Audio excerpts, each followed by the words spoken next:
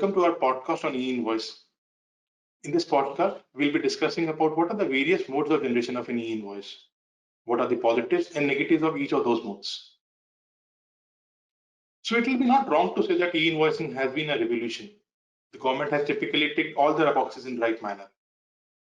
It has ensured and will ensure the auto population of GST returns in future. The auto population of e-bill is already in place. The government is working on it. When the two of these things take place, the tax evasion will automatically go down to a large extent, and government will serve the purpose of having the e-invoicing system in place.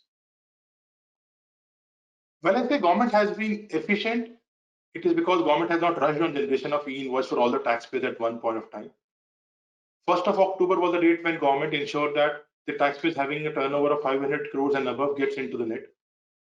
While it gave 1 month relaxation also, and it was also efficient for the industry. Then came government is talking about 1st of January 2021, where the government wants all the taxpayers having an aggregate turnover of 100 crores to be in the GST invoicing net.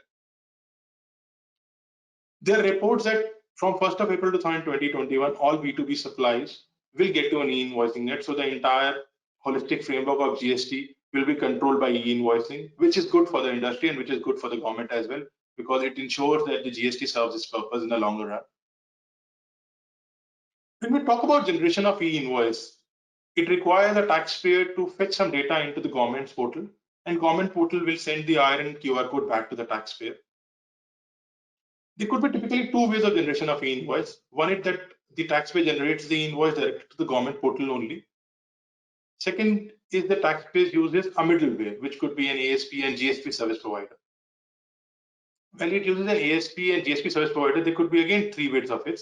That the e-invoice gets generated through an API integration work, it's an FTP integration, or it's an Excel-based integration model. When we talk about generation of e-invoice through NIC portal, it's a simplistic exercise. The NIC portal has given a standard template. A taxpayer is required to fill the standard template, which is an Excel file, which will get auto-populated in a JSON format. The IRP, which is the government portal, will read the file and will send the e-invoice validated in its portal. The generated e-invoice can be downloaded by the taxpayer in the portal itself. So it's a simplistic exercise in a way that you send the data in an Excel and government generate in that portal itself in all the invoices, and the invoices can be downloaded from that portal itself. When we talk about positive of this entire exercise we're generating through NIC portal, it has no cost because you're working on the government portal only. Taxpayers who have lesser invoices can be highly benefited to this portal requirement because the data is generated in the portal itself, the results get auto-populated in the portal itself. So when you have lower invoices, all the invoices can be generated through the portal system. While they're positive, there are a few negatives to it also, because it's a manual exercise, it could be time consuming, prone to errors. While a taxpayer can generate bulk e-invoices, it cannot download the invoices in bulk. The invoice needs to be downloaded one by one only. The government has made it itself very clear that the NIC portal will only be for generation of e-invoices. They will have no repository of data. So therefore, no data for the invoice generated prior to 24 hours is available in the e-invoice portal. So it effectively has no MIS, no reports available. The last, and it could be a teething block for some of the taxpayers, that the e-invoice gets generated in a predefined format. So taxpayers who have been using a specified format needs to either change it to the NIC portal format.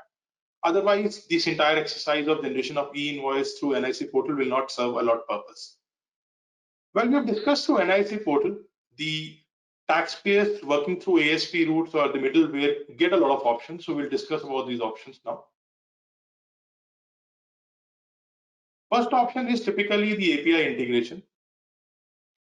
This typically is a model which is completely automated. The ASP GSP tool serves the purpose of a tunnel. They will internally talk to the government portal.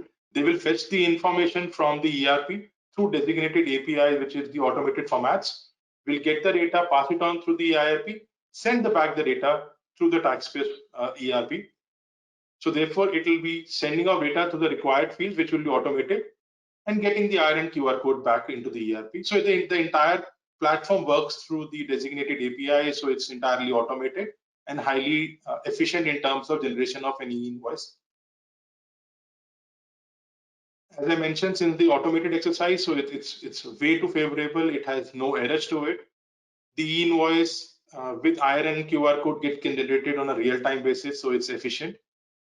While they are positive, there are negatives to it, as it requires significant changes in the ERP system only. So taxpayers who have their ERP system floated out from outside India or have working controlled by outside India will have difficulties in setting up the API integration route. Since it is triggering of ERP system, it will have its own downtime. It will have a development time. And since it is a development time, it will have a cost also. So the API route can be used by taxpayers who generate significant volumes of e-invoice and who want the entire system to be automated. This serves as the best purpose.